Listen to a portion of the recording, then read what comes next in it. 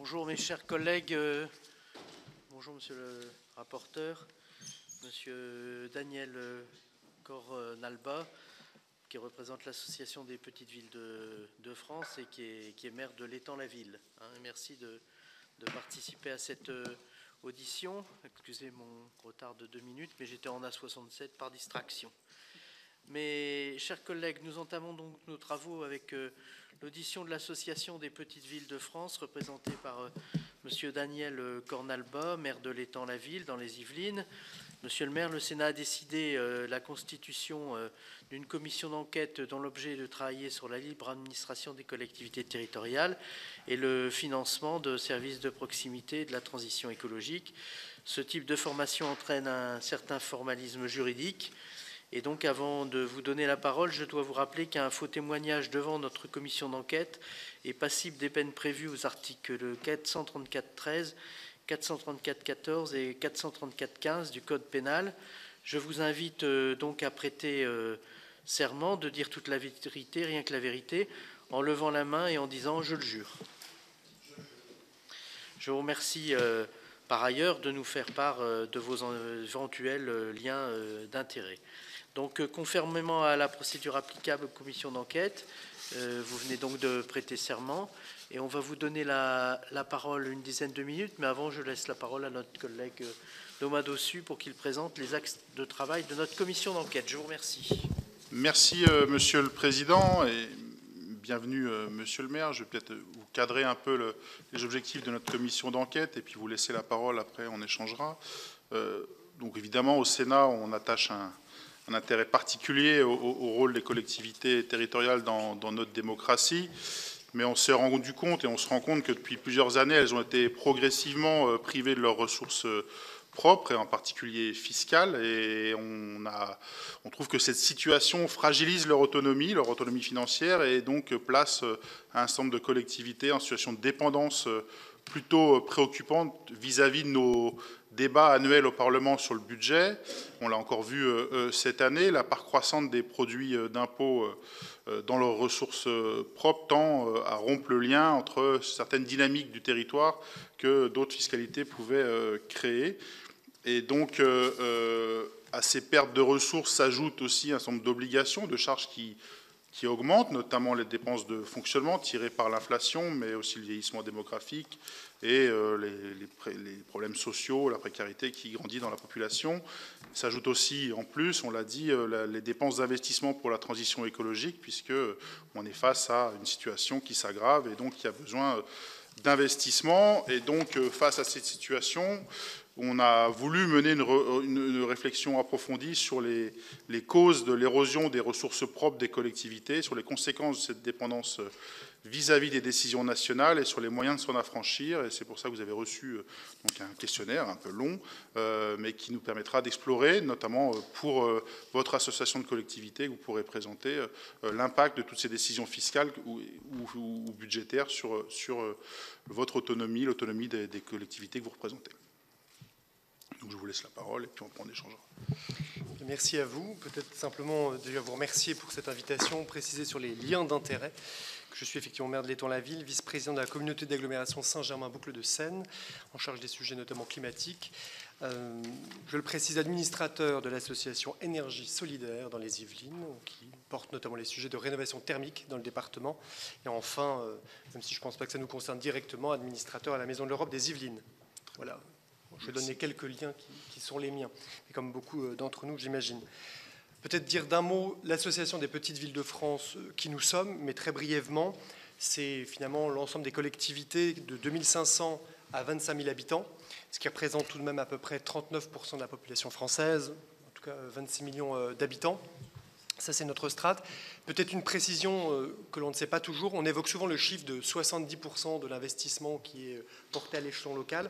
Rappelons tout de même que notre strate de communes représente 40% de l'investissement, y compris des communes. Donc ça n'est pas rien.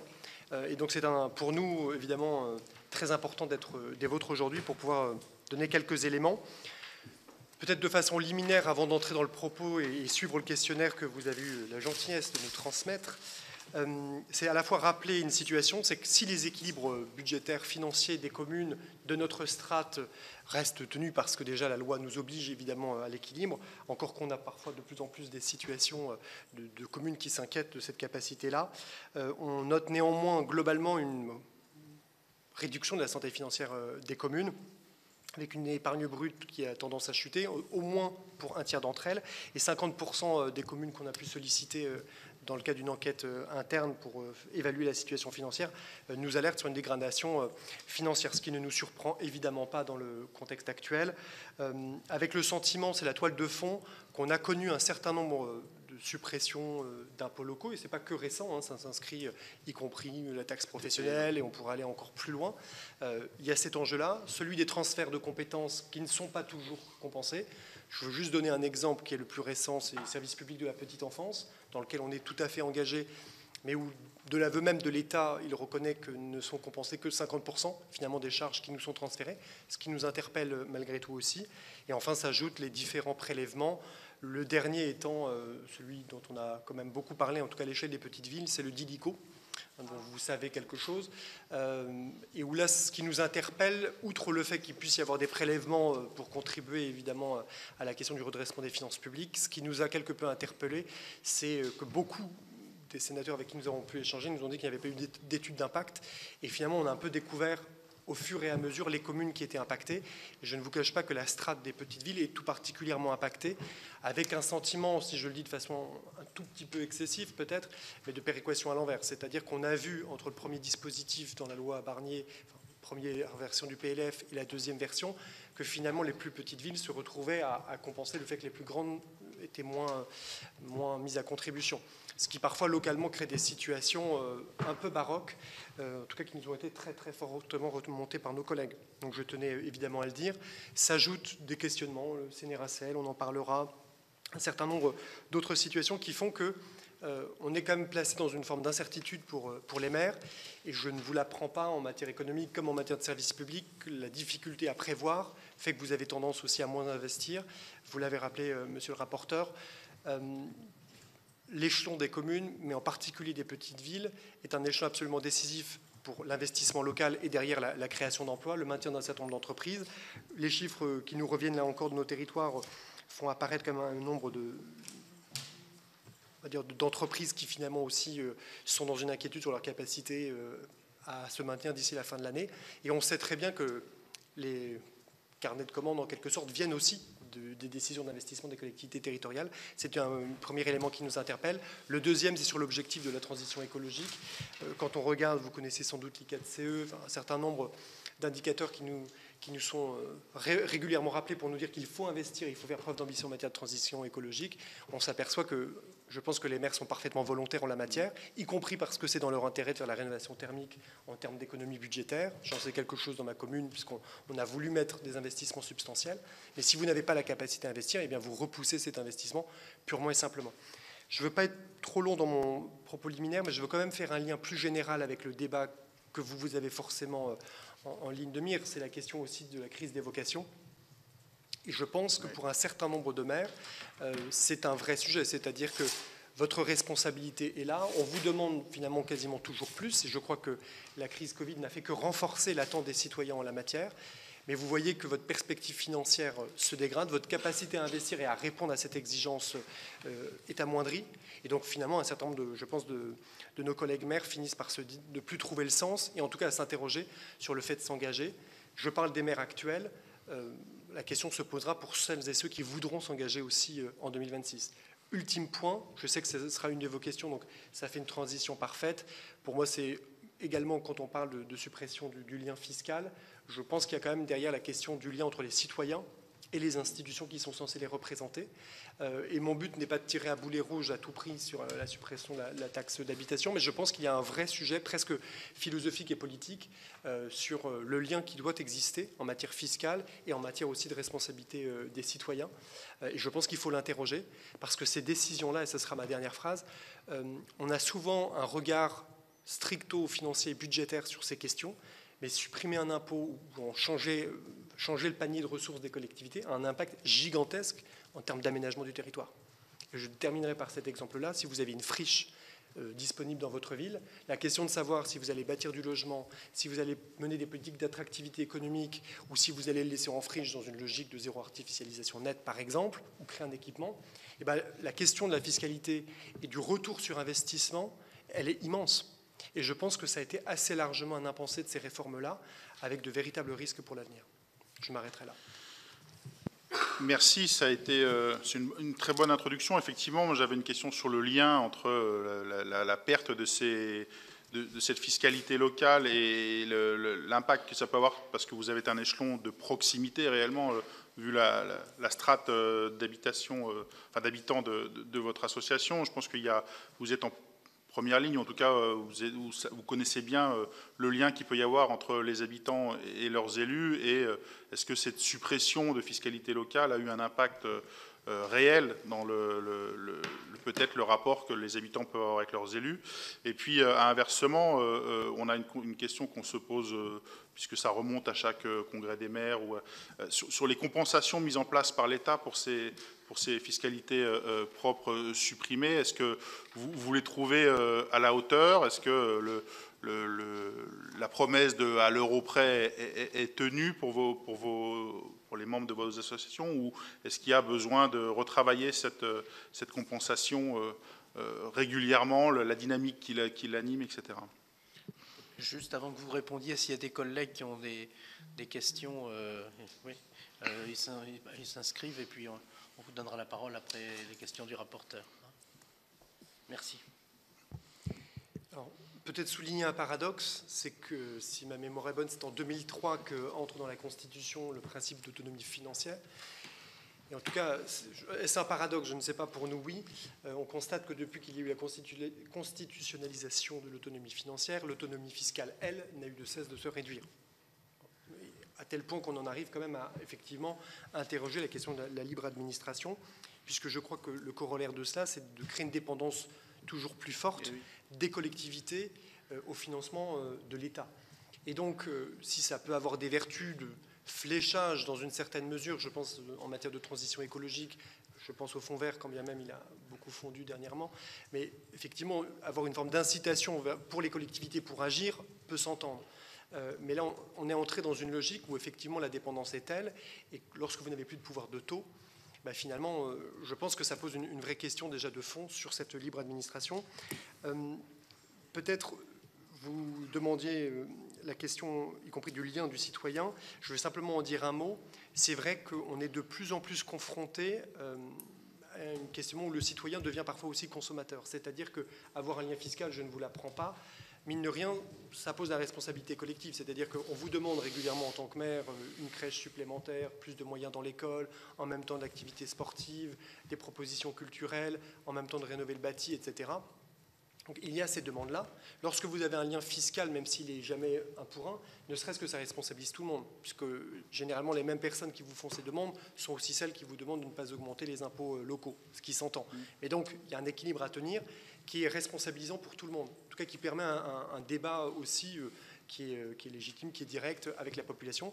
Je trouve que ce lien-là, il s'est distendu, avec parfois un corollaire, je pense qu'on avait sous-estimé par le passé, mais qui vient, c'est que de plus en plus de nos concitoyens nous interpellent en disant « moi, je paye des impôts ». Sous-entendu, d'autres non. Moi, je suis propriétaire, mon voisin, il ne l'est pas, donc quelque part, ma voix serait prépondérante.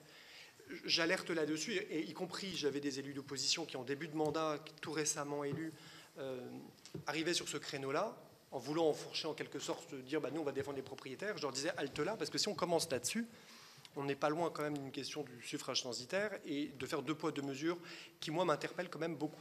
Et donc, pour ne pas entrer là-dedans, c'est quand même là aussi un très gros point de vigilance. Et je pense qu'on y reviendra dans les questions ultérieurement sur faut-il ou non rétablir un lien fiscal. Je voudrais simplement terminer, puisque vous me posiez la question de la compensation, est-elle suffisante? Alors, si j'étais un petit peu ironique, je dirais qu'au début, je prends juste l'exemple de la dotation globale de fonctionnement. Je n'ai pas connu cette réforme-là, parce qu'elle a été faite dans les années 70, du temps de Valéry Giscard d'Estaing. Mais néanmoins, quand on le regarde historiquement, à ce moment-là sont créée la dotation globale de fonctionnement, qui regroupe et qui vient se substituer à un certain nombre de dispositifs qui existaient préalablement. Donc d'abord, on compense. Puis au bout d'un moment, les années passant, on vous dit qu'on désindexe. Après compensation, on parle de désindexation. Puis petit à petit, un changement sémantique, on vous parle de subvention. On mélange les mots, dotation, subvention. Et finalement, ça finit par sonner dans la tête des gens de se dire, c'est vrai quand même, ils sont sacrément subventionnés, etc. Et de la subvention, on finit par parler de suppression. Et je trouve que c'est la tendance globale. Et c'est ce qui fait que les maires sont rarement très rassurés quand on leur dit « rassurez-vous, on vous compensera ». C'est que la question est toujours est-ce qu'il est intégral ? Enfin, est-ce que la compensation est intégrale et est-ce qu'elle est pérenne? Et quand bien même on nous dit oui, et on nous jure les Grands-Ducs que ce sera le cas, l'expérience passée fait que la confiance est quand même très, très largement érodée. C'est pour ça que je parlais de compensation, désindexation, on parle de subvention et à la fin, finalement, on supprime tout court. Voilà un petit peu l'état d'esprit qui est le nôtre et donc une très, très grande vigilance sur ces logiques depuis pas mal d'années de vouloir supprimer le lien fiscal. Merci. Aujourd'hui, les leviers qui vous restent sur la taxe foncière, ça repose sur un nombre limité d'habitants. Je pense que c'est un enjeu et un problème, en tout cas en termes d'égalité et vous l'avez dit, à la fin, de redevabilité vis-à-vis d'une petite partie de vos habitants. Donc est-ce que vous pensez que ça, c'est un problème ? Ça peut l'être.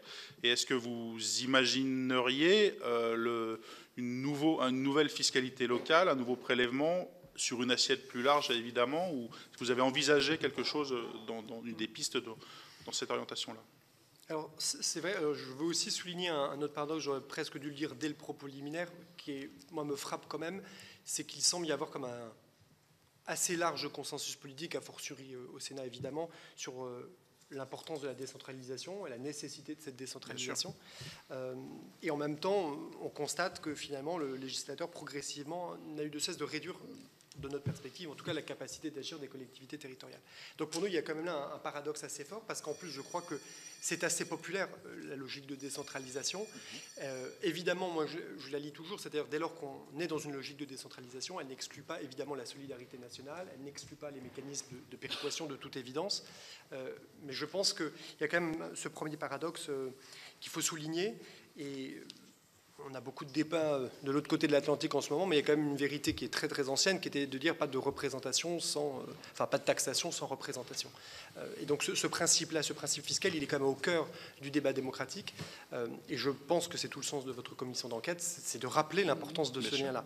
Donc effectivement, nous on plaide depuis déjà pas mal d'années au sein de l'Association des petites villes de France sur l'importance de reconnaître même l'autonomie fiscale des collectivités. C'est-à-dire que nous, on serait pour même une réforme là, qui serait constitutionnelle, c'est-à-dire aller au-delà de l'autonomie financière et parler d'autonomie fiscale. À défaut, se pose la question, effectivement, y compris dans la loi organique, de ce qu'on considère être des ressources propres. Et donc, de dire finalement qu'est-ce qu'on va considérer comme une ressource propre qui crée l'autonomie des collectivités territoriales. Et donc pour nous, il faudrait avoir une acception un petit peu plus restreinte de ce qu'est une ressource propre, et notamment la limiter tout simplement aux recettes sur lesquelles il est loisible de fixer soit l'assiette, soit le taux ou le tarif, ce qui est quand même un élément assez important. Puisque quand on regarde, c'est ce chiffre qui moi m'interpelle, mais quand on regarde le part de la fiscalité dans l'ensemble finalement des ressources des collectivités. En 1986, c'était 90% quasiment. Aujourd'hui, enfin en tout cas en 2023, c'est le dernier chiffre que nous ayons, on est à 39%, en tout cas pour notre strate de petite ville. Je pense que ça en dit long. Et pour nous, la logique serait éventuellement, si on doit fixer une sorte d'horizon à partir duquel on peut réellement parler d'une autonomie financière, ce serait qu'à minima, 50% de nos ressources soient issues finalement soit d'un lien fiscal, en tout cas d'un levier sur lequel nous aurions un pouvoir de taux.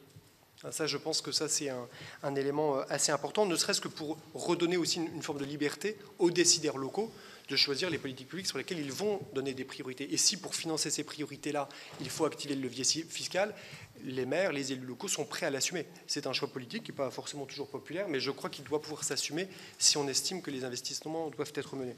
Donc ça, c'est pour nous une piste. J'ajouterais, c'est un débat en interne, mais globalement, majoritairement, on est attaché à l'idée pourquoi pas, de recréer un nouvel impôt citoyen qui, pour qu'il soit acceptable, devrait avoir une dimension de progressivité. Le but, c'est qu'il ne soit pas uniquement symbolique, parce que s'il est purement symbolique, ça n'a pas beaucoup de portée. Enfin, le but, c'est pas de créer une usine à gaz, c'est que ce soit une véritable ressource, mais effectivement qu'il soit à la fois à base large, pour éviter ce débat que je citais tout à l'heure, ceux qui vont vous dire je suis propriétaire versus mon locataire, voilà. Donc éviter ce débat, il faut une base large. Qu'il ne soit pas dans un taux évidemment trop élevé pour ne pas paraître confiscatoire. Il faut aussi apprendre des différentes polémiques qu'on a connues avec les Gilets jaunes notamment. Et c'est là où on pense que cette tarification ou cette fiscalité, il faut accentuer le fait que ce soit une forme de fiscalité pour le service public de proximité. Et je pense qu'assumer ce discours-là, il est essentiel. Je termine juste là-dessus parce qu'on peut avoir le sentiment, c'est tout le paradoxe aussi, c'est que finalement, les gens perçoivent sur le terrain une réduction de la qualité du service public dans un certain nombre de domaines, n'ont pas forcément, à tort ou à raison, l'impression que la fiscalité diminue. Et donc c'est là aussi que se niche un sentiment de colère qui peut exister dans nos territoires. Et donc c'est là où il faut les deux. C'est-à-dire que si on va vers cette fiscalité qu'on appelle de nos voeux, évidemment il faut en parallèle ce système de péréquation, il faut un système aussi de solidarité nationale. Et simplement, pardon, mais c'est peut-être la question qui viendrait après, j'insiste simplement que la solidarité nationale ne peut reposer exclusivement sur une péréquation horizontale. Elle est importante, cette péréquation, mais actuellement, on a de plus en plus l'impression que quand une réforme est faite, on demande quasiment exclusivement à la péréquation horizontale d'y répondre. On en oublie le rôle, pour moi, absolument essentiel, y compris de l'État dans une péréquation verticale, pour agir en matière d'égalité dans les territoires. Ça reste un rôle de l'État que nous ne contestons pas. Il ne s'agit pas pour nous d'opposer décentralisation et rôle de l'État. Pour vous, la péréquation horizontale, actuellement, elle ne fonctionne pas convenablement? Alors, premièrement, j'allais dire que les critères qui existent sont devenus parfois complètement incompréhensibles. Ça, c'est, je crois, une de vos questions portait également sur la question de la DGF. C'était ma question d'après, mais allez-y. Voilà, pardonnez-moi. Hein, mais les deux sont assez liés. Oui, c'est-à-dire, je pense que quand les critères deviennent totalement illisibles, parfois même pour ceux qui les établissent, merci beaucoup, la question de l'acceptabilité devient un vrai sujet. Je vous donne un exemple, celui que je connais le mieux, c'est-à-dire ma commune. La DGF était d'1,4 million au début du mandat précédent, donc du temps de mon prédécesseur, donc 1,4 million par an. Aujourd'hui, si j'ai 170 000 euros, je serais heureux. Ça donne une illustration très concrète. Donc après, il peut y avoir tout un tas de critères qui objectivent, mais à la fin des fins, on finit par se dire, bon ben, on va faire 100. C'est-à-dire qu'on n'attend même plus les chiffres de la DGF pour savoir comment avancer. Ils nous sont de toute façon communiqués tellement tardivement, généralement après même le vote de notre budget, que finalement on est obligé d'avancer presque sans. Mais c'est juste une illustration pour vous dire que d'une part, bon, il y a la question du montant qui n'a eu de cesse de diminuer, mais il y a la question effectivement derrière que les critères ne sont même plus compréhensibles. Donc je pense qu'effectivement il y a une refonte de ces critères qui devient absolument nécessaire. D'accord. Merci. Je crois que Isabelle Briquet a demandé la parole pour une intervention ou une question. Merci. Ouais. Comme je ne connais pas les questions du rapporteur avant l'audition, la question c'était effectivement si on remet un impôt local, quel serait l'impôt local portable pour un maire. Donc, si vous pouviez mettre le micro pour que l'enregistrement. Je disais donc que vous avez déjà assez bien répondu par rapport aux questions précédentes, mais c'était vraiment, si on remettait un impôt local, quel serait l'impôt local portable pour un maire? Parce qu'il faut qu'on puisse, qu'un élu local puisse le porter, parce qu'on a tous pleuré sur la taxe d'habitation.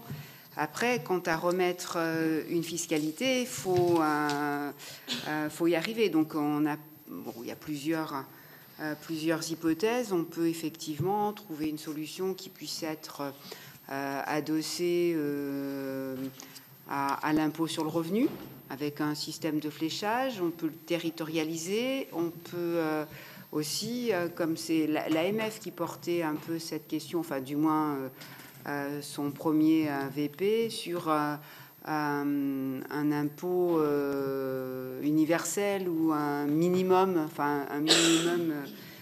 universel, même de faible valeur, mais voilà, qui concernerait tout le monde sans discriminer. Est-ce que vous pensez que c'est tenable? Voilà, si on est plus sur l'impôt sur le revenu, donc on fait attention à cette partie-là, comme la taxe d'habitation qui n'était pas payée effectivement par tout le monde, ou alors faut-il que ça soit plus payé par tous. Et ma deuxième question revient sur la péréquation, puisque la fiscalité locale peut être aussi un vecteur d'injustice entre collectivités. Donc, c'était sur quelle forme de péréquation serait nécessaire, adossée à cette nouvelle fiscalité. Enfin, j'ai quelques pistes en tête, mais l'échange, voilà, on pourra en discuter. Le sujet m'intéresse beaucoup. Jean-Baptiste Blanc, sénateur Blanc, qui a aussi une question, puis après Jean-Raymond Gonnet. Et moi-même, j'en aurai une, et puis vous répondrez. Merci, Monsieur le Président. Monsieur le rapporteur, mes chers collègues, donc je m'inscrirai dans les pas de ma collègue en fait, pour poser une question à mon tour. Donc, si je comprends bien, parce que l'intitulé de cette... Pardon, Thomas, je prends le papier. Cette commission d'enquête, c'est libre administration et c'est financement des services publics. Okay, c'est aussi financement de la transition écologique. Donc, on partirait peut-être sur cette idée selon laquelle seules les collectivités pourront l'apporter, cette transition écologique. Et puisqu'on a une nouvelle compétence, il faut un nouveau financement. Donc, je comprends bien que ce nouveau financement, vous ne le voyez pas dans les dotations, pour toutes les raisons que vous avez indiquées. Vous le voyez plutôt dans une fiscalité locale, et d'autant plus à un moment où on peut de moins en moins parler de fiscalité locale propre, de ressources propres, et encore moins de parts prépondérantes. On est tous d'accord là-dessus. L'autonomie financière fiscale disparaît, et ce alors même que les collectivités portent de nouvelles compétences. Et ce n'est pas par les dotations, d'autant plus que ces dotations sont en baisse permanente. On n'a qu'à voir le fonds vert, ce qui est en train de devenir. Voilà, alors ce constat, on le partage, visiblement. Ensuite, vous dites, est-ce que vous pouvez le repréciser? Vous avez parlé d'un pouvoir d'assiette, un pouvoir de taux, il pourrait y avoir un pouvoir de déroger. Celui sur les taux, je le vois bien, mais vous évoquez l'assiette. Vous verrez bien un pouvoir d'assiette donné aux élus locaux. Ensuite, vous évoquez une philosophie fiscale pour trouver un impôt pour financer cette transition. Alors, quelques principes vous avez posés, de progressivité, OK, mais quelle matière taxable? On taxerait quoi exactement? Et ma dernière question sera la suivante. Il y a une mission d'information au Sénat, par ailleurs, sur financement du ZAN, à laquelle on est tous très attachés. On attend d'avoir le concours de Bercy pour nous aider à chiffrer des propositions fiscales, financières et fiscales. Mais tout ce dont le ZAN est le nom, qui est une partie de la transition écologique, le ZAN, c'est-à-dire le foncier, l'arrêt de l'étalement, la densité, la reconquête des friches, la renaturation. Il y a plein de modèles économiques qu'il faut imaginer. Quel type d'impôt, concrètement, vous verriez bien? Et par là même, au bout du compte, retrouver une forme d'autonomie fiscale à travers ces nouvelles compétences. Merci. Merci. Jean-Raymond. Merci, Monsieur le Président. Bonjour, Monsieur. Vous décrivez parfaitement ce que nous savons ici, puisque nous sommes, avant d'être des sénateurs, nous avons été, pour la plupart, des élus locaux. Vous décrivez parfaitement la situation qui est la nôtre, qu'on soit dans une petite ville, moyenne, grande, voilà, avec des spécificités, mais vous avez très bien décrit les choses. Or, moi je constate, et là c'est une vision personnelle, que le pouvoir politique, et c'est ce qui est intéressant, parce que quelles que soient les majorités en place, et Dieu sait que depuis un moment on en a vu passer quelques-unes, elles ont toutes poursuivi le même objectif, qu'elles soient de droite, de gauche ou du centre, c'est-à-dire réduire les communes là où elles en sont aujourd'hui à être de simples agents qui voient passer un argent qu'elles ne lèvent pas pour l'attribuer à des missions qu'on lui assigne. Et alors, sur le verdissement, sur le développement durable, tout ça est assez caricatural. Or, il existe quelque chose dans notre pays qui s'appelle la Constitution. Et l'article 72 de la Constitution est très clair. Dans les conditions prévues par la loi, virgule, ces collectivités s'administrent librement par des conseils.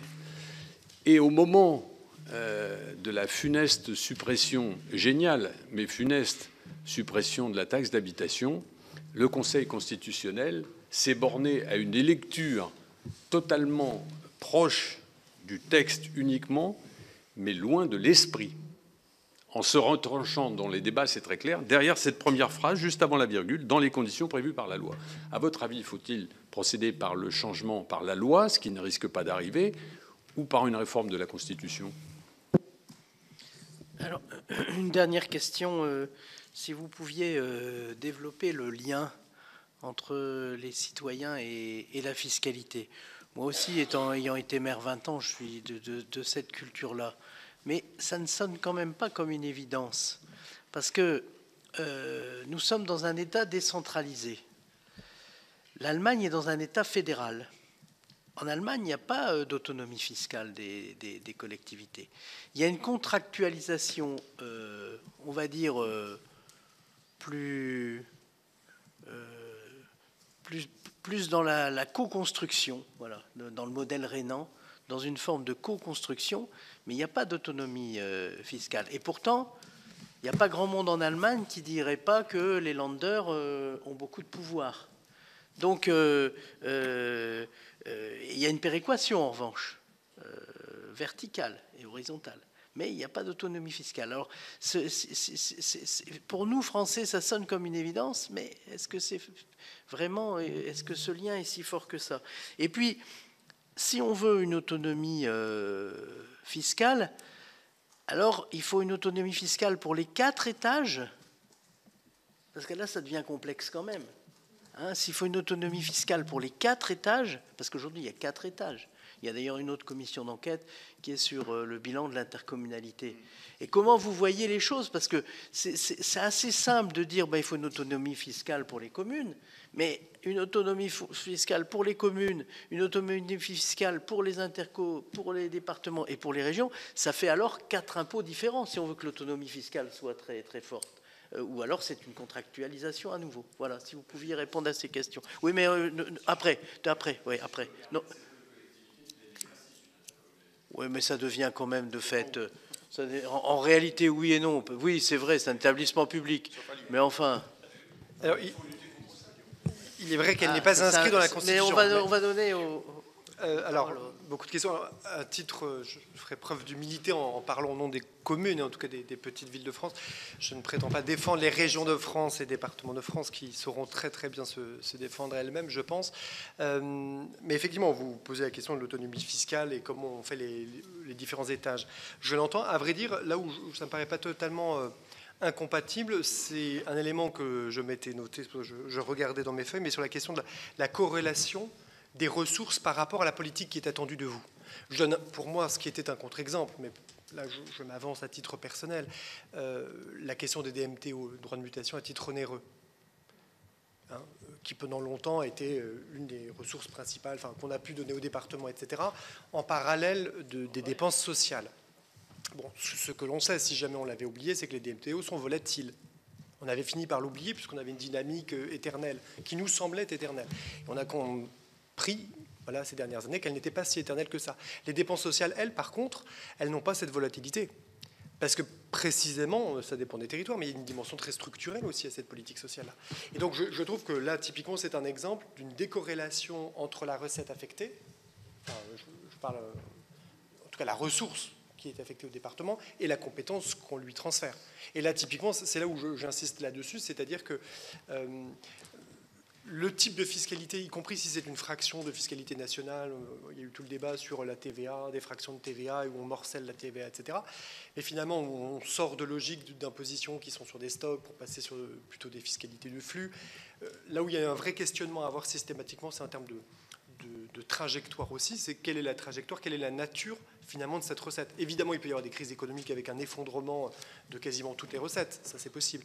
Mais ce que je veux dire par là, c'est qu'il faut quand même toujours s'interroger, si on transfère une compétence qui a vocation à être une compétence qui, elle, est une lame de fond, qui s'inscrit dans une durée qui est structurante, il faut réfléchir effectivement à une forme de fiscalité qui est peu ou prou ces mêmes caractéristiques. Et en tout cas, pas chercher nécessairement la volatilité. Ça, c'est un premier point que je voulais dire.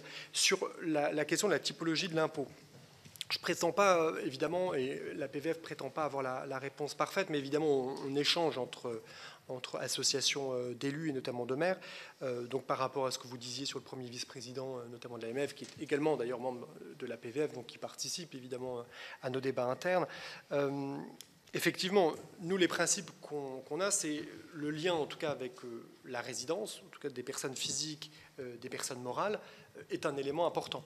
C'est-à-dire que c'est là où ça peut faire écho à l'ancienne taxe d'habitation, mais c'est vrai qu'une fiscalité nouvelle, il nous semble qu'il faut qu'il y ait un lien de résidence d'une manière ou d'une autre pour pouvoir objectiver que vous allez payer sur tel territoire et pas sur un autre.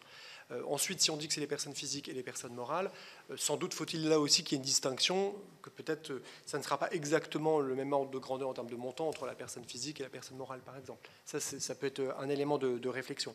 On parlait d'assiette large pour effectivement sortir de ce débat de ceux qui payent, ceux qui ne payent pas. Donc c'est pour ça que la question de la résidence a au moins l'avantage d'a priori toucher relativement largement. Maintenant, effectivement, pour son acceptabilité, y compris essentiellement dans un premier temps, ça ne peut pas être tout de suite quelque chose qui va matraquer. Le but n'est pas de matraquer la population de toute évidence. Il faut que le montant soit raisonnable. Et c'est ce qui nous est un enjeu d'acceptabilité, c'est qu'il faut qu'il y ait pour nous une dimension de progressivité. Je reprends juste une des questions qui a été posée sur l'assiette.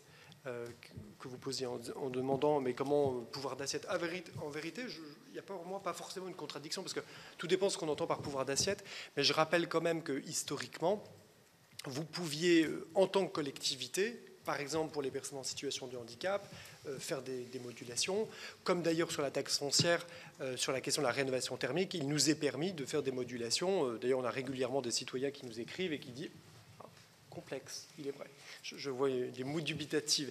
Complexe, il est vrai, et on n'est pas toujours les premiers preneurs. Mais en tout cas, nos citoyens qui lisent parfois la loi, lisent parfois aussi le Code général des impôts, nous écrivent et disent « Mais attendez, moi j'ai prévu de faire telle rénovation, vous pouvez, voilà, là aussi, me faire un abattement, etc. » Donc je ne dis pas qu'on répond toujours avec enthousiasme, mais c'est vrai que c'est intéressant de se dire que c'est des éléments, soit on peut le dire, qui viennent limiter l'assiette, ou en tout cas qui donnent la main aux collectivités de façon un peu régalienne, de décider est-ce qu'elles vont aller vers ces incitations-là ou pas. Donc, quelque part... C'est pas ça la question. Il y a assiette et exonération. Oui. Les exonérations. L'assiette, c'est la définir. Oui. Oui. Est-ce que vous allez jusque-là ou pas? Non, mais... Alors, pour nous, la question, moi j'insistais effectivement plutôt sur la partie alors, exonération, abattement, etc.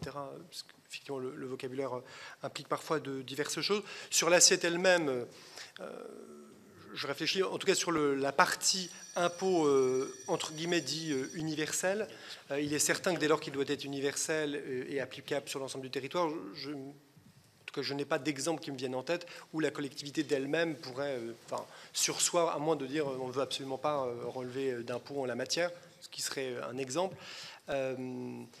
Il y a d'autres types d'impositions, puisque vous parliez de transition écologique, où éventuellement ça pourrait exister, c'est-à-dire qu'une collectivité décide ou non de s'emparer de cette politique publique. Là, ça me paraît peut-être plus évident de parler de pouvoir d'assiette pour une collectivité qui a le droit ou non de s'en saisir, y compris dans des territoires qui seraient tout particulièrement en tension sur certains sujets, de dire nous on va se saisir de ce sujet-là, on va fiscaliser tel aspect parce qu'on veut se protéger de telles dérives, que ce soit en matière de pollution diverses et variées. Donc ça, pour le coup, c'est là où je pense que le débat sur le pouvoir d'assiette est assez légitime. Peut-être pour faire le lien sur la question de la péréquation, je veux quand même faire le lien, même si la DGF en tant que telle n'est pas forcément le sujet de la péréquation, je veux quand même lier les deux, puisqu'une des propositions que nous avions mises sur la table, je crois, dès 2015, donc ça commence à être ancien, c'était d'avoir finalement de voir la DGF en une part qui serait fixe et une part qui serait variable. Une part qui serait fixe et sanctuarisée en quelque sorte, qui ne soit pas sujet à moult variations dans le temps, même si je reconnais que ces dernières années, elle s'est stabilisée, mais après une chute vertigineuse que j'ai illustrée sur le cas de ma commune. Et une part qui, elle, serait variable, qui serait peut-être la part variable sur la dimension solidarité territoriale. Et là où on prend en compte davantage encore peut-être justement les éléments de péréquation en fonction de la capacité fiscale des habitants. Enfin, il y a différents critères qui peuvent être assez objectivants pour considérer ensuite que cette part variable sera plus ou moins importante d'un territoire à un autre. Mais ce qui permet de dire que tout le monde, en quelque sorte, un peu comme pour la fiscalité, tout le monde a sa part de DGF. La DGF est reconnue comme étant finalement une contribution qui va permettre à la collectivité de fonctionner en matière de services publics, et une part supplémentaire qui, elle, sera variable en fonction de la réalité d'un territoire qui, elle, peut être évolutive. Il faut reconnaître que les territoires aussi évoluent dans leur sociologie et donc il n'est pas complètement évidemment absurde qu'il y ait des parts de variation. Un élément évidemment pour nous, c'est la question aussi de son indexation. On y revient, enfin ça paraît bête et méchant, mais enfin je pense que c'est un véritable enjeu. L'inflation est un peu moins forte en ce moment, mais quand elle était à 10%, enfin voilà, il y a des enjeux qui sont extrêmement concrets et qui font que vous bouclez ou non un budget à la fin pour certaines collectivités territoriales. Alors vous posiez la question loi versus constitution. Alors j'ai voyé un paradoxe, vous me disiez que la loi, il paraît difficile de changer la loi et vous sembliez indiquer qu'il serait peut-être plus simple encore de changer la constitution. C'est comme ça que j'ai compris la question, j'étais surpris. Non, pas du tout. C'est que le Conseil... Micro. Oui, le Conseil constitutionnel se retranche derrière le fait en ayant la lecture dans les conditions prévues par la loi. Donc si vous faites dire à la loi quelque chose, c'est-à-dire je supprime la taxe d'habitation par exemple, ce qui est une énormité pour les communes et ce qui a été funeste pour nous, le Conseil constitutionnel ne dit rien alors que clairement l'esprit de la loi est violé et la libre administration des communes est aujourd'hui une coquille vide. C'est parce qu'il y a une étrange hiérarchie des normes du coup, qui s'impose avec cette partie de la phrase. Et je m'aperçois d'ailleurs que la dernière expression que j'ai eue était hors micro, je le crains. Parce que je n'avais pas appuyé dessus, donc je vous prie de m'excuser. Mais dans ce cas, on ne peut que partager l'analyse. C'est-à-dire que c'est pour ça que nous, on insistait que même l'idéal serait pour nous d'inscrire autonomie fiscale. Puisqu'en fait, là où je trouve ce niche une forme d'hypocrisie, c'est que comme il y a écrit financière, on va jouer sur le sens des mots. Et donc c'est là où j'en reviens à une de nos propositions qui est peut-être plus simple et plus concrète, mais c'est de dire qu'est-ce qu'on définit comme ressources propres des collectivités. Et que si on met tout, finalement ça ne veut plus rien dire. Et dès lors que dans ce cas il y a de l'argent, on considérera que l'autonomie existe, ce qui pour moi est presque une tautologie. Donc effectivement, nous on serait sur la version la plus poussée autonomie fiscale. Si jamais elle n'était pas retenue, je pense qu'il faut qu'on précise très clairement ce qu'on entend par ressources propres. Ça, c'est le point où je ne peux pas être plus clair. Sur la question qui est passionnante, Allemagne, et j'ajouterai Autriche, etc. Il se trouve que l'Association des petites villes de France, et j'y suis très attaché puisque je préside aussi la commission Europe de l'association, on regarde ce qui se passe ailleurs. Et effectivement, nous sommes membres de la Confédération des petites villes européennes, dans lequel sont nos amis allemands, italiens, hongrois également, je le précise, roumains, etc. Donc on regarde ce qui se passe. Je veux juste donner l'exemple de l'Autriche, puisque c'est avec eux qu'il y a à peu près un an, on a eu un échange assez poussé sur ces questions-là. Et effectivement, eux ont un tout autre fonctionnement, mais qui n'est pas inintéressant. C'est-à-dire, dans la Constitution ou simili, disons loi organique, il est inscrit la chose suivante, que vous avez le panier de ressources global du pays, en quelque sorte, et que vous avez un pourcentage.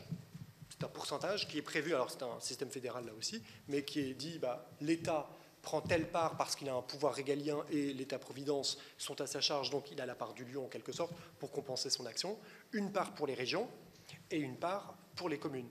Et de dire ça, c'est ce pourcentage-là. Et donc si vous avez une croissance des recettes globales, elle bénéficie à l'ensemble des acteurs à proportion de la répartition du fléchage. Si elle diminue, effectivement, tout le monde est en quelque sorte mis à contribution à proportion de sa contribution, y compris. Et je le dis puisque parfois, c'est aussi une chose sur laquelle on se mobilise, on constate que parfois il y a la tentation pour le redressement des finances publiques de demander aux collectivités de contribuer au-delà même du pourcentage de ce qu'elles représentent dans l'endettement, par exemple, ce qui toujours est un peu paradoxal. Ce que je trouve si intéressant dans le système autrichien, c'est qu'au moins vous avez une sorte, tout le monde est responsabilisé, mais en tout cas vous avez un fléchage.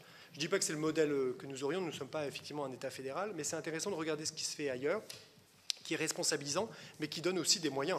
Et une fois que vous avez votre pourcentage, il y a quand même des systèmes de péréquation qui existent, mais en tout cas, vous savez à quoi vous en tenir, et ensuite vous menez vos politiques, et vous êtes libre d'avoir votre propre vision, vos propres priorités politiques à l'échelle de votre territoire. Elles ne seront pas exactement les mêmes si vous êtes à Vienne ou à Innsbruck, etc. Du côté allemand, étant moi-même franco-allemand, je regarde avec beaucoup d'intérêt là aussi. Je nuance juste un petit peu cette dimension de modèle, puisque y compris les collectivités étaient plus encore contraintes, notamment en termes d'endettement, Ce sont des choses qui sont en train d'évoluer très rapidement en Allemagne. Je n'aurais pas cru voir ça moi-même. Donc, comme quoi rien n'est jamais totalement figé dans le marbre, et des évolutions sont possibles. Mais effectivement, pendant longtemps, il y avait une véritable contrainte et un véritable poids sur la capacité à s'endetter et à faire de l'emprunt pour investir. Ce qui a quand même eu un impact assez crucial, et c'est pour ça d'ailleurs, je le dis aux sénateurs que vous êtes, sur l'investissement et sur l'état des infrastructures en Allemagne. Et donc je ne voudrais pas que cette situation se produise en France, c'est-à-dire que la fragilisation et progressivement l'incapacité dans laquelle sont mises les communes à investir, ou les collectivités territoriales à investir, ça se paye un jour ou l'autre. Effectivement, sur la transition écologique, quand on parle de neutralité carbone, il va bien falloir qu'on y mette des moyens. Et je pense effectivement que la transition écologique, les communes sont vraiment pionnières en la matière. En tout cas, pied à pied, c'est elles qui y sont confrontées. Donc de toute évidence. Mais au-delà même du seul sujet de la transition écologique, l'état des routes, l'état d'un certain nombre d'équipements dépend de la capacité à investir. Et donc je pense que plutôt que de le voir comme une manne, il faut aussi le voir comme un capital qu'on entretient. Et je pense que de ce point de vue-là, l'exemple allemand doit nous interpeller. Et vous avez tout à fait raison de nous inviter à regarder ce qui se passe au-delà de notre frontière. Merci. Sur les strates, vous n'avez pas répondu, excusez-moi. Alors, si ce n'est que je l'ai dit au tout début qu'effectivement je n'étais pas l'avocat des régions de France et départements de France. Là où je vous ai répondu, peut-être que la réponse n'était pas celle que vous attendiez, mais effectivement moi, je disais que le type de fiscalité doit dépendre de la compétence qui est transférée. Donc effectivement, je crois comprendre que dans vos réflexions que vous avez, vous voulez éventuellement flécher certaines compétences et dire que certaines strates ne doivent pas s'occuper de tel ou tel domaine. J'aurais tendance, effectivement, ce n'est pas moi qui vais évidemment dépeindre, dire telle fiscalité pour un tel, mais mon point de vigilance est de dire que la fiscalité qu'on décide d'attribuer à telle échelle doit correspondre aussi à la nature des compétences qu'on lui demande. Si on demande à telle strate d'avoir une compétence en termes de développement économique, d'attractivité, sans doute y a-t-il un sens à ce que la fiscalité professionnelle y soit en partie en tout cas liée. Puisque comme ça, si vous êtes vous-même intéressé au développement économique, eh bien, effectivement, vous aurez une vision stratégique qui sera assez différente que si vous n'y êtes absolument pas intéressé. Et donc, et pardon, je suis quelque peu bavard, mais simplement sur le territoire, sur les communes, c'est l'exemple que je donnais dans mon propos liminaire. Effectivement, à partir du moment que les communes ne sont plus intéressées comme elles pouvaient l'être, par exemple, sur la fiscalité professionnelle notamment, bah effectivement, on a vu un certain nombre de choix qui ont pu être différents sur des territoires. C'est-à-dire, si vous avez une population et des logements et que ça vous rapporte finalement dans la durée davantage, on a vu un certain nombre de collectivités réorienter un certain nombre de leurs investissements. Était-ce pour le meilleur? Ça, après, chacun jugera. Mais c'est vrai que ces changements de fiscalité ont un impact énorme, et c'est pourquoi je crois vraiment qu'il faut lier compétence à la fiscalité qu'on attribue. Merci, monsieur le rapporteur. Peut-être une dernière question. Sauf si les collègues ont une question. Si d'autres, non. C'était pour revenir sur le fonds vert. Bon, il a connu des évolutions un peu malheureuses au dernier budget. Hier, on a auditionné Amorce qui parlait beaucoup de fiscalité environnementale avec le principe du pollueur-payeur, pour résumer, qui ferait remonter une forme de fiscalité aussi pour financer les investissements verts et qui proposait d'alimenter le fonds vert avec des fiscalités adossées à l'environnement. Je ne sais pas ce que vous pensez du fonds vert, la façon dont ça s'est développé et peut-être est-ce que les villes des strates que vous représentez ont pu convenablement aller chercher des financements et est-ce que vous envisagez des évolutions de ce fonds vert pour financer notamment ce mur d'investissement dont on parle beaucoup sur la transition? Alors effectivement, plusieurs questions en la matière.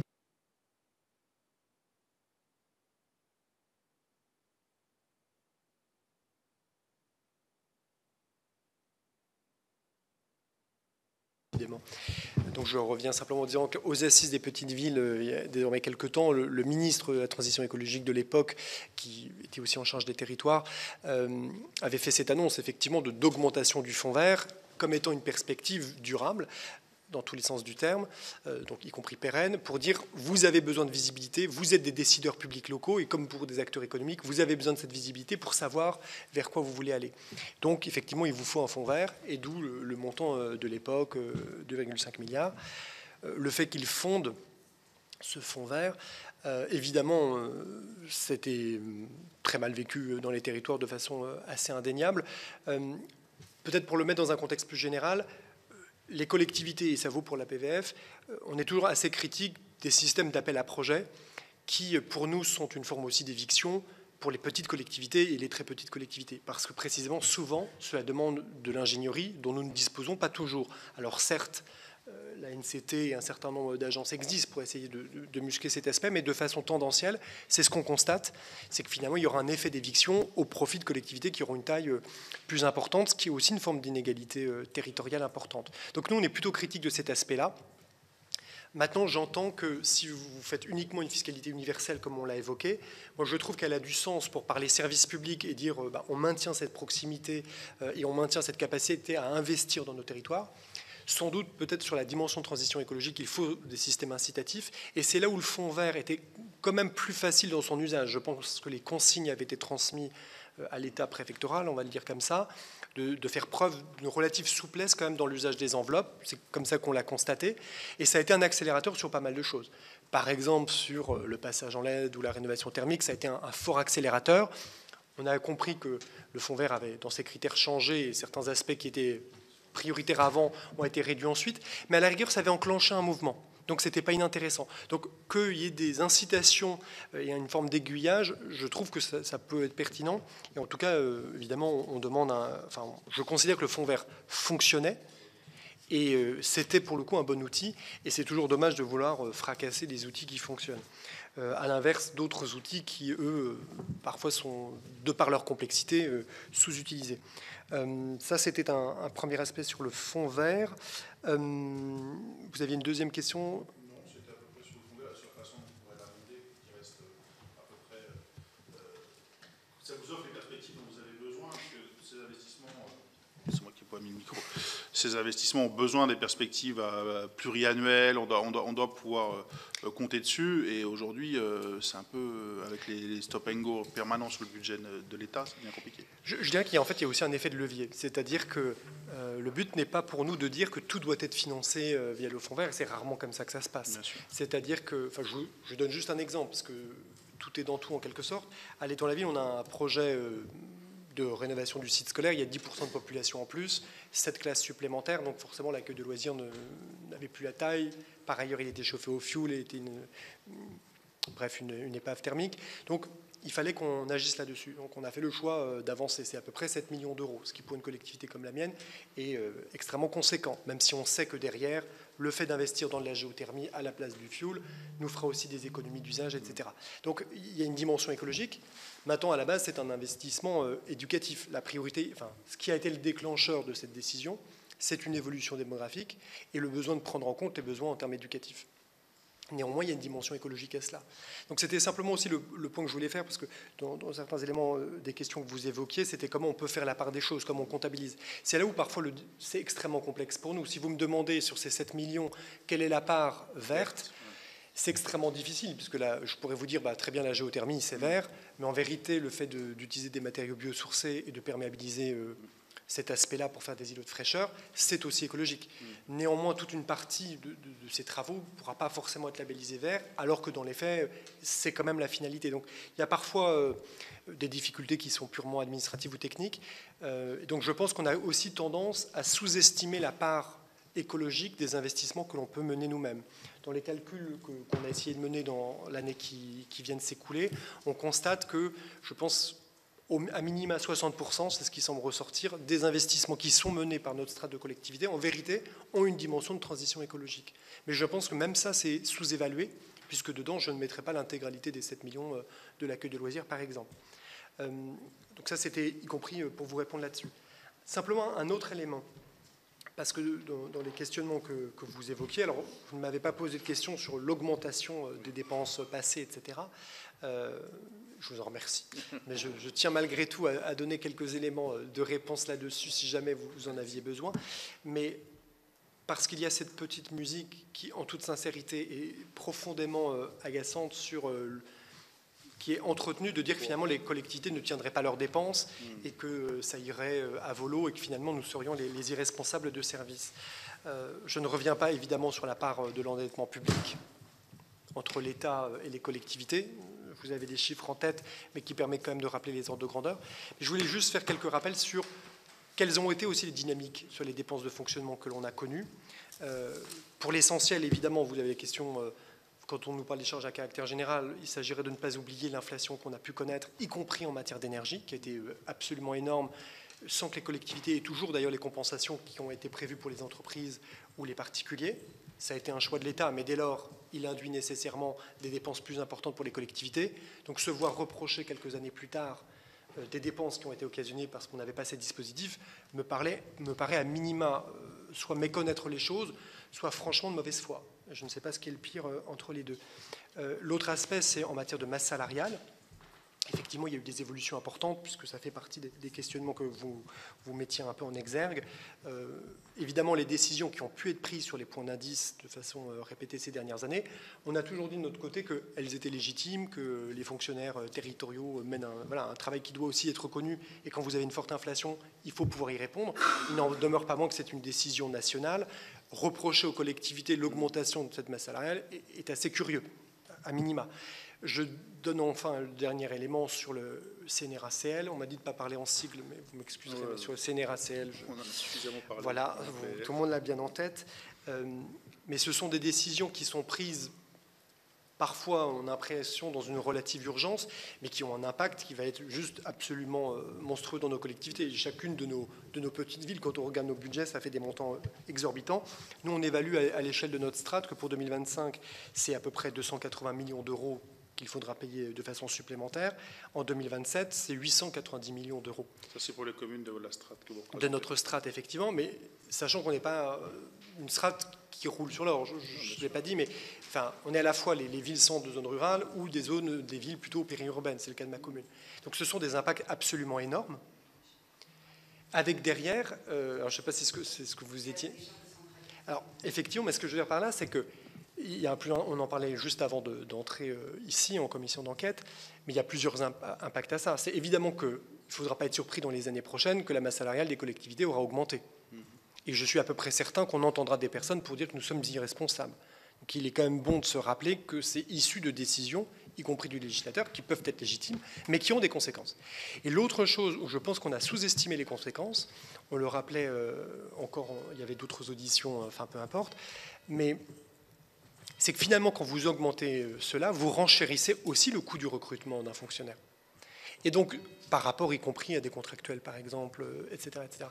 Donc, ça pose aussi des questions structurellement, ensuite, sur les choix qui seront faits dans les collectivités, sachant que quand on parle de transition écologique, on parle beaucoup d'investissement, à juste titre, parce qu'il y a sur la rénovation thermique, sur pas mal d'éléments. Il y aura quand même une dimension, puisque chaque investissement que vous faites génère une part de fonctionnement. Il se posera malgré tout des questions en la matière.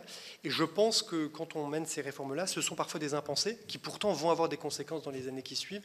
Et vu les montants, puisqu'en 2028, on parlera même d'1,2 milliard, c'est absolument colossal pour notre strate de collectivité. Donc ça ne sera pas sans conséquences, effectivement.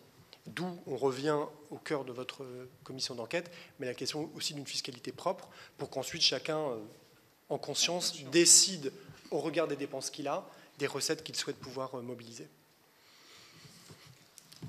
Merci beaucoup. Merci beaucoup. C'était très intéressant. S'il n'y a plus de questions, bien, je vous donne rendez-vous la semaine prochaine pour l'audition à 16h, mardi, et une audition à 16h30 mercredi. Pour mercredi, c'est l'Institut de l'économie pour le climat, et le mardi, c'est l'AMF. AMRF. Ah, les maires ruraux, pardon. C'est les ruraux. Les maires ruraux. Ce sont des maires quand même, voilà. Mais des maires tout à fait. On travaille très bien avec eux. Moi aussi. Bon, Merci beaucoup.